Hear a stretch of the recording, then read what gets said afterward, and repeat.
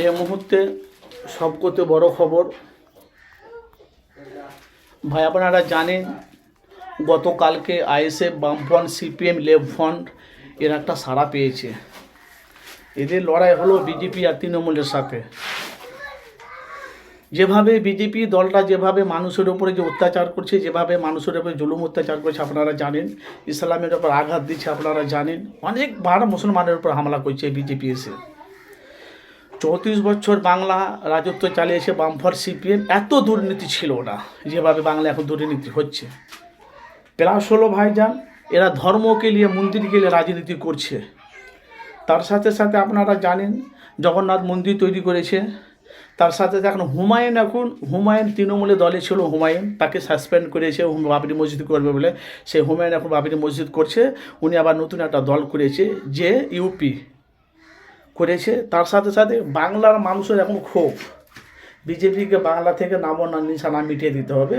আর এখন বাংলার মানুষ চাইছে ধর্ম, জাত, দল দেখলে হবে না, ঐক্য হয়ে মিলে মিশে বিজেপির নাম নিশানায় মিটিয়ে দিতে হবে। আর বিজেপির সাথে যাদের জোট আছে তাদেরকেও, কেন আমরা দেখতে পাচ্ছি যেমন তৃণমূলের বড় বড় নেতা, কুখ্যাত নেতা, ভালো, ওদের দল অনেক আছে, আরাবুল আছে, কাউজার আছে, জুলফিকার আছে, সকাত মধ্যে তৃণমূল বাদ দেন, এরা যদি আইএসএফে হয়ে, আইএসএফ আসতে হবে না, একটা দল করুক একসঙ্গে দল করে যদি বিজেপিকে বাংলা থেকে যদি নামও নিশানা মিটিয়ে দিতে পারে, আমার মনে বাংলা পরিবর্তন হয়ে যাবে।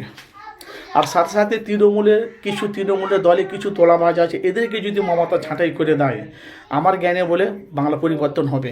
কেন তোহা সিদ্দিকী বলেছে, মুখ্যমন্ত্রী মমতা করেছিল, মমতা কার চাপে এরকম করছে। 70 থেকে 80টা প্রার্থী দিতে হবে মুসলিম, যারা মানুষকে ভালোবাসবে, মানুষের পাশে হয়ে দাঁড়াবে, তাদেরকে প্রার্থী দিতে হবে। তার সাথে সাথে এখন ভাই লড়াই হলো 2026-এ, যেমন একদিকে নওশাদ সিদ্দিকী, আরাবুল, কাউজার, জুলফিকার, হুমায়ুন, আসাউদ্দিন, বামফ্রন্ট, সিপিএম, তোমার সেলিম, তারপরে আমাদের বহরমপুরের অধীর চৌধুরী, এরা যদি একজোট হয়ে যদি লড়ে সামনে বিধানসভা ভোটে, ভাই কথা দিলাম ইনশাল্লাহ এদের নাম নিশানা মিটে যাবে। বিজেপির নাম নিশানায় মিটে যাবে। কেন বাংলাতে যেভাবে মুসলমানের উপর টর্চার করছে,